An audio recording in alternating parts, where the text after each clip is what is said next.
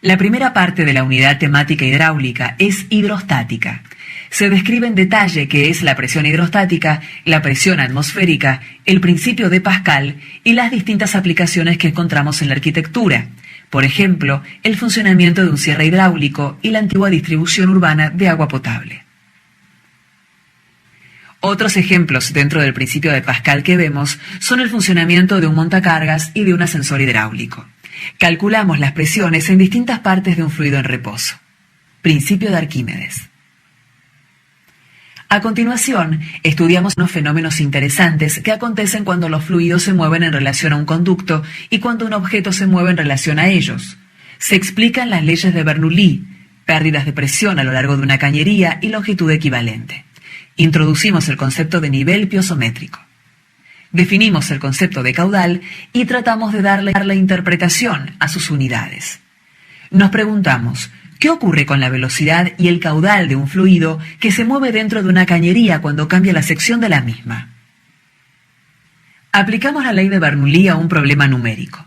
Por ejemplo, un estanque muy grande, lleno de agua, que sale por un agujero situado en su parte inferior, como se indica en la figura. ¿Con qué velocidad sale el líquido? Explicamos el porqué del desifonaje, la necesidad del ruptor de vacío y las consecuencias del movimiento del aire en un perfil alar. En la unidad temática número 2 hablamos de electricidad.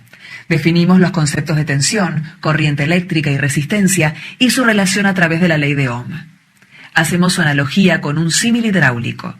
Caudal equivale a corriente y presión equivale a tensión. Vemos simbología utilizada en las instalaciones eléctricas y definimos los conceptos de potencia y energía. Luego vemos su aplicación en un modelo didáctico. Vemos las formas de utilización de la electricidad. Analizamos los comportamientos de las resistencias en serie y en paralelo. En la unidad temática número 3 vemos los conceptos de luz o de radiación visible, sus propiedades y las magnitudes y unidades necesarias para un análisis luminotécnico. Hacemos especialmente hincapié en la eficiencia energética en iluminación. Definimos la eficacia lumínica y damos la evolución desde la lámpara incandescente hasta la tecnología actual de LEDs. Hablamos también de la iluminación natural y los distintos elementos que podemos utilizar a la hora de generar un proyecto pensado en maximizar la iluminación natural. Introducimos el concepto de arquitectura sustentable, arquitectura sostenible o arquitectura verde. Marcamos la necesidad de concebir el diseño arquitectónico buscando aprovechar los recursos naturales, de tal modo de minimizar el impacto ambiental de las construcciones sobre el ambiente natural y sobre los habitantes. La unidad temática número 4 está dividida en dos partes, calor y humedad. Cuando hablamos de calor, presentamos el concepto y su diferencia con la temperatura. Explicamos calor sensible y calor latente a través de ejemplos gráficos y cálculos. Hablamos de dilatación lineal y superficial.